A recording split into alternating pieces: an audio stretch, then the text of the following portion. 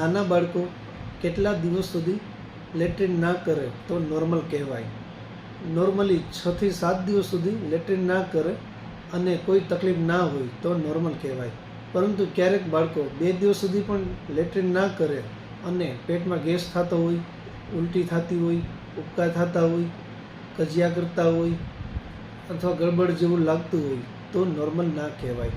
તો આપણે પીવાની સિરપ આપીએ તો 8 થી 10 કલાક પછી લેટ્રિન કરતા હોય છે અને સંડાસના ભાગમાં રેક્ટલ સપોઝિટરી મૂકીએ તો અડધી કલાકમાં સંડાસ કરી લેતા હોય છે. નાના બાળકોમાં આ રીતની ગ્લિસરીન રેક્ટલ સપોઝિટરી આવતી હોય છે. તેના આજે આગળના ભાગથી આપણે ખોલતા હોય છે એટલે અંદર આપણે વેસલીન આવે એના જેવી એકદમ સોફ્ટ આ રીતની ગોળી આવે. એમાં અણીવાળો ભાગ નાનો આગળના ભાગમાં આવે, મોટો ભાગ પાછળ આવે.